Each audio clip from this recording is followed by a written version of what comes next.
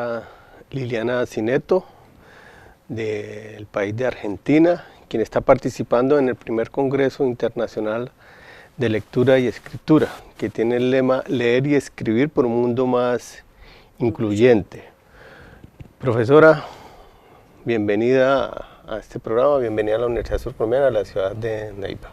Muchísimas gracias, muy feliz de estar participando de este primer congreso, cuyo lema me parece más que prometedor, una sociedad más incluyente a partir de la lectura y la escritura, porque es lo que yo siento y por lo que yo trabajo. Yo creo que los libros nos hacen más libres, por eso trabajo para que cada vez haya más chicos que puedan leer y que tengan acceso a los libros y a la lectura por placer, fundamentalmente también. Profesora, antes de iniciar a abordar el tema de lo que le corresponde en su cotidianidad, en sus labores, ¿cómo se ha desarrollado este primer congreso? Bueno, fue ayer la primera jornada en la que estuvimos con otros profesores, Sergio Andricaín y Gerardo Meneses también, dictando talleres para los docentes, con distintos, en mi caso, voy a hablar del mío, hablé de la narración de cuentos como invitación a la lectura, y la idea era recuperar la antigua costumbre de contar cuentos para invitar a los niños a que después se encuentren con esa historia que le contamos en los libros, que es el lugar en el que naturalmente viven las historias. Ustedes aquí en Colombia tienen una tradición de oralidad maravillosa, pero yo creo que también la narración es una excelente estrategia, un excelente recurso para invitar al niño a que lea. La narración es un acto de comunicación comunitario, la lectura es un acto solitario. Entonces, la narración, cuando yo narro una historia y dejo el libro aquí, le digo al niño, pues cuando termine de contar, si querés, puedes acercarte al libro y reencontrarte con la historia, inmediatamente el niño va al libro, porque al chico le gusta volver a escuchar esa historia, aunque la haya escuchado 1000 veces, entonces le gusta reencontrarse, y por eso yo titulé mi taller La narración como invitación a la lectura. A mí no me gusta hablar de animación a la lectura, no me gusta hablar de estimulación a la lectura, me gusta hablar de invitación, porque yo puedo invitar al niño a leer, pero no lo puedo forzar. Entonces es él el que tiene que elegir, el lector es aquel que elige leer porque le gusta leer. Y eso es un proceso largo en el que hay que trabajar desde la propia panza de la mamá, desde la propia barriga, cuando el bebé nace, cuando lo arropamos en nuestros brazos, cuando lo acunamos con las canciones de cuna, que es la puertita de entrada a la literatura. Profesora Cineto, ese taller pues, nos cuenta que lo hace con profesores, con maestros. Con profesores, ayer tuve profesores, tuve estudiantes, tuve bibliotecarios, tuve 60 y tantas personas que estuvieron muy interesados, y hablé de por qué hay que narrar historias, dónde y cuándo, cómo hay que contar historias y qué es lo que podemos contar. Hablé de los géneros literarios, no solo se cuentan cuentos, sino que se pueden narrar poesías que tengan una trama narrativa, se pueden narrar fragmentos de novela, se pueden narrar mitos, leyendas, fábulas, y todo debe estar, porque cada texto es diferente, no debe ser reemplazado por otro. Entonces todos tienen que estar presentes porque todos a su vez tienen una manera de ser leídos diferente, y todo ello colabora para que al momento de la comprensión lectora el chico mejore sus estrategias de lectura. Pero si usted nos ha indicado que ese trabajo empieza desde el vientre, sí. ¿Cómo hacer ese trabajo o cómo orientar ese proceso con las madres y con los padres? Pues porque no es solamente una responsabilidad de la mamá. No, por supuesto, y en muchos casos lamentablemente, no solo aquí, sino en mi país y en otros lugares de América y del mundo donde he tenido oportunidad de trabajar, a veces eso falta en el hogar. Es decir, no está ese vínculo con la literatura, no están presentes los libros y no siempre depende del nivel económico, porque hay familias con mucho poder adquisitivo que valoran más lo tecnológico que los libros. Y yo siempre digo que el libro se las ingenia solito para llegar a las manos de los niños y que los niños aman los libros y aman los cuentos. No conozco un niño en todo el mundo que se resista a que le cuenten una historia, a que le canten una canción, a que le digan una adivinanza. No existe. Entonces lo que tenemos que hacer es acercarles libros y los libros solitos se las van a ingeniar para que los chicos tengan un vínculo afectivo con ellos. Cuando el hogar no brinda eso, pues le toca al colegio, a la escuela, reemplazar, como en muchos otros casos, aquello que el hogar por determinadas circunstancias, las que fueren, no le está brindando.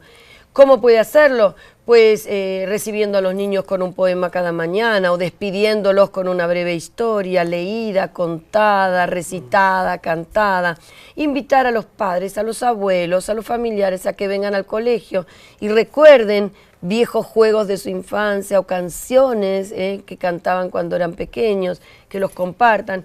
La inclusión también debe incluir a esa familia, si esa familia tampoco ha podido brindarle al chico esos elementos, y de esa forma, por ejemplo en Argentina es muy interesante porque los planes de lectura que se están realizando hacen que los que lean también sean los padres. ¿Pero por qué? Porque la escuela les da una cantidad de libros que deben leer los niños al año. Y esos niños, bueno, los padres tienen que comprarle los libros y los niños los leen y están tan entusiasmados que entonces finalmente los padres también se involucran. Padres no lectores que gracias a sus hijos lectores, por el trabajo que están haciendo los profesores en las escuelas, terminan leyendo. Literatura infantil, pero la buena literatura en realidad para niños es posible, susceptible de ser leída por los adultos y disfrutada por adultos. Yo en mi taller ayer solo conté cuentos para niños, pero los adultos los disfrutaron muchísimo, porque siempre la buena literatura no tiene edad en realidad.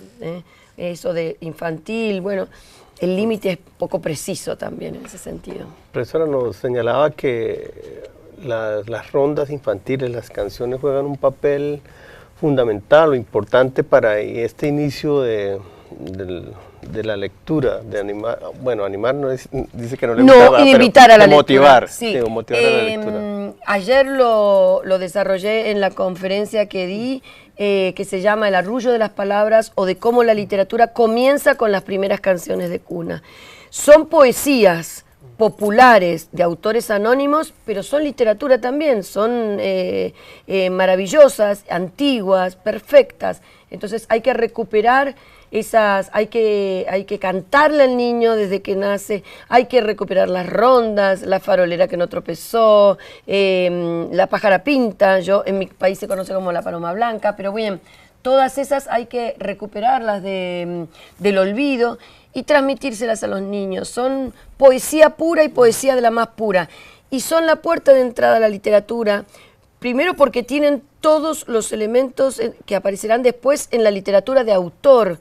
Aparecen los mismos recursos, las mismas metáforas, las mismas imágenes sensoriales, los mismos recursos literarios que aparecerán en la poesía de autor y en la prosa también, ¿no? Además de eso, tienen cuando se narran en la primera infancia, entablan un vínculo afectivo con el niño, porque la mamá que le canta al bebé, le canta para calmarlo, porque tiene sueño, porque tiene hambre, porque tiene frío. Entonces esas palabras que en muchos casos el bebé no entiende, se vuelven un arrullo, se vuelven sanadoras, y entonces el niño las guarda en un rincón afectivo de su memoria, y por eso le gustan a los niños las canciones, los cuentos y las poesías, porque lo remiten a ese momento en que tenía frío, tenía hambre, tenía sueño, y alguien querido lo abrazó, le cantó o le recitó un poema para tratar de calmarlo, de distraerlo, de que se le pasara el hambre o que se durmiera. Es muy importante recuperar esa tradición oral poética en la primera infancia, con los niños pequeños que aún no conocen el significado de las palabras. La poesía además es el género que no está dirigido a la razón, sino al corazón, en donde el significado no tiene la menor importancia ni hay que buscárselo, en donde las palabras juegan, son puro sonido. Entonces, es la puerta de entrada a la literatura, la poesía de tradición oral, y de la manito de ella ya tiene que venir la poesía de autor. Y ya tenemos cautivado a ese público pequeño y de ahí ya es más un camino largo, porque no es que ahí se forma el lector, sino que es el primer vínculo, el vínculo afectivo, que es el más importante. Ayer alguien preguntaba en la conferencia, ¿cómo hacemos para que los niños se enamoren de la literatura? Pues que hay que empezar así, cantándoles desde pequeño, arrullándolos, jugando con ellos como jugaba mi abuela, que me decía que este dedito encontró un huevito, este dedito lo cocinó, este dedito lo peló, este le puso sal y este pícaro gordito se lo comió. En ese juego tan simple ya tenemos un cuento que tiene un comienzo, un desarrollo y un final. Y bueno, en ese juego el niño se va divirtiendo, se va riendo y se va enamorando lentamente de la literatura, poco a poco. Ya. Sí, porque ese era otro elemento que me gustaría que habláramos más a profundidad, porque cuando hablamos de rondas con canciones, pues también se involucra el juego, que es importante para absolutamente, motivar. Absolutamente, sí. Porque además el juego está involucrado con la alegría, con el placer. Y la literatura también está involucrada con eso. Uno lee por placer, aunque lea una novela que sea para llorar, como decía yo. Me gustaba cuando era chica leer las que son para llorar y ahora me voy a leer una de las que son para reír. Es decir, no importa después la temática, sino que uno elige leer porque le divierte leer, porque lo hace feliz leer. Los lectores decimos que queremos leer porque amamos leer. Aunque leamos una historia triste porque nos gustan las tristes, eso sí. Es otra cosa, o las de terror porque nos gusta el género. Sí. Pero uno elige leer porque disfruta leyendo. Eso es lo que hay para mí que construir esencialmente. Y para mí el punto de partida es cuando el bebé está en los brazos de la mamá, o antes, porque según algunos estudios se dice que el bebé ya, cuando está en gestación, puede escuchar las voces. Entonces se recomienda que las mamás le pongan música, les canten, para que el bebé cuando nazca reconozca ya esa voz. Bueno, profesora, le invito a que en el segundo y último bloque hablemos un poco de su producción literaria en esto. Entonces, los invitamos a unos mensajes institucionales y ya regresamos.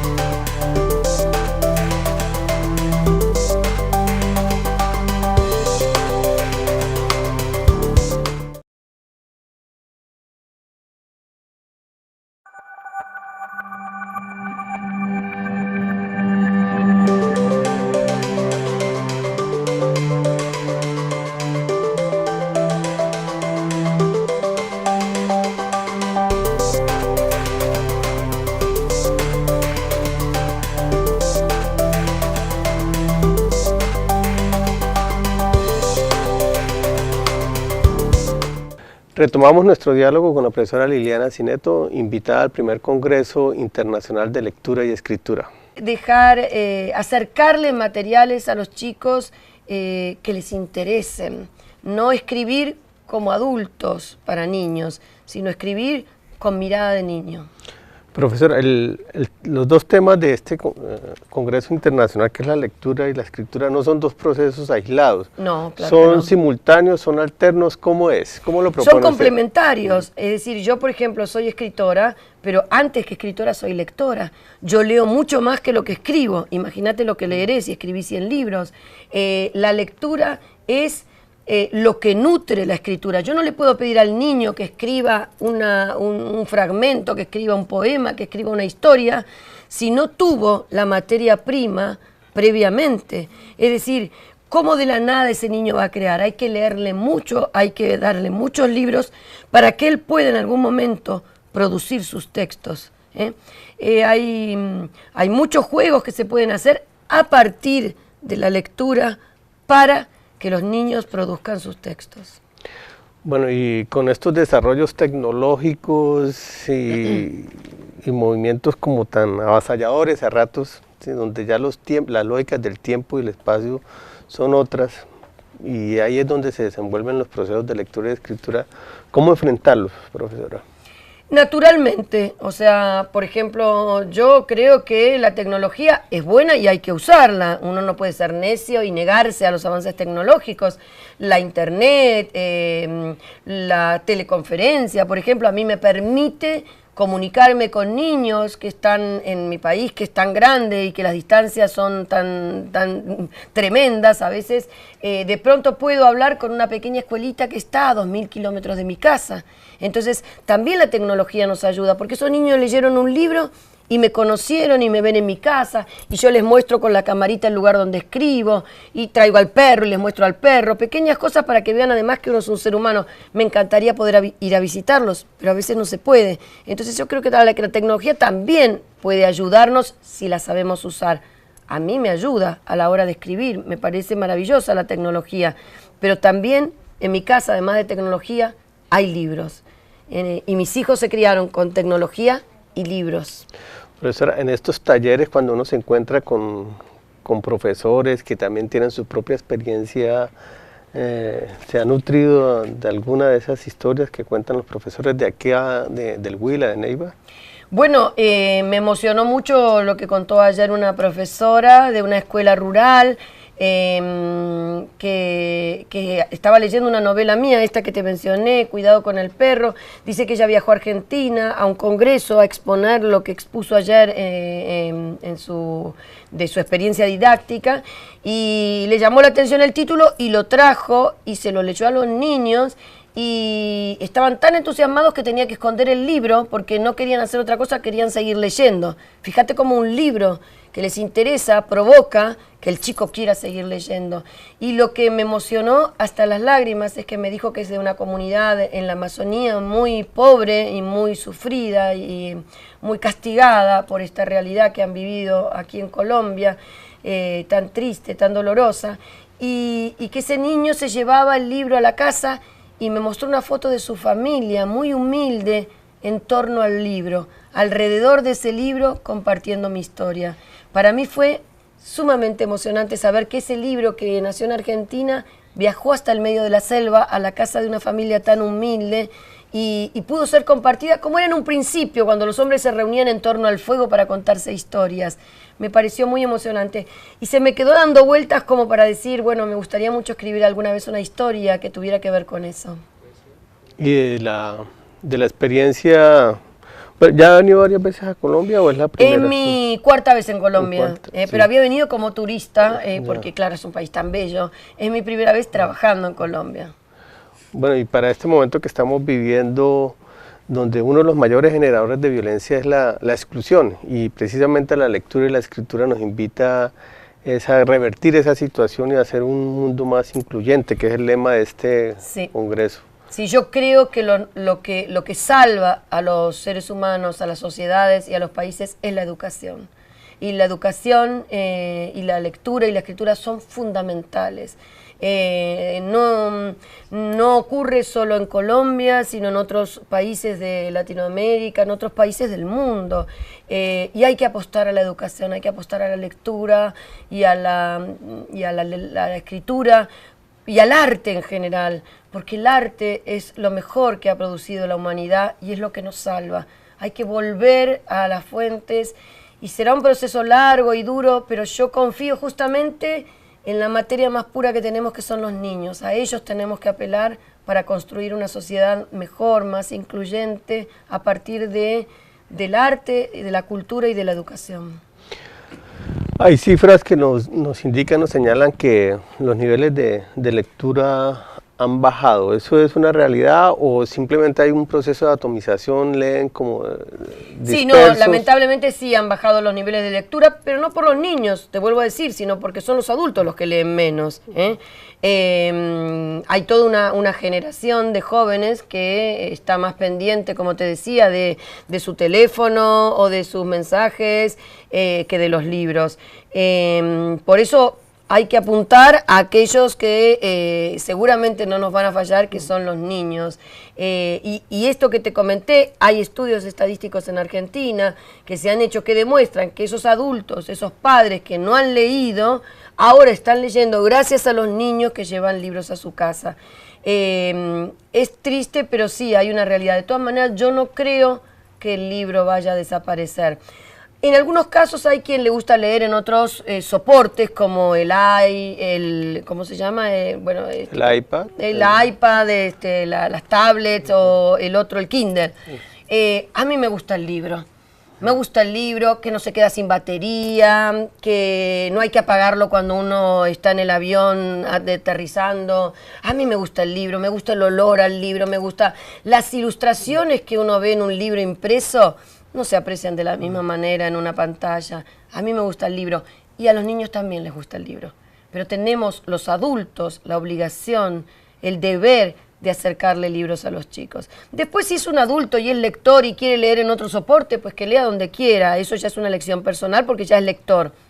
Nosotros tenemos que construir lectores, y construir un lector comienza desde la panza de la mamá y nos lleva muchos años, y tenemos que irlo acompañando para no perderlo, porque se nos puede perder aún en el camino cuando llegan a la adolescencia. Entonces hay que acompañarlo hasta que se convierta en un lector por elección, por pasión, por amor, que eso es un verdadero lector.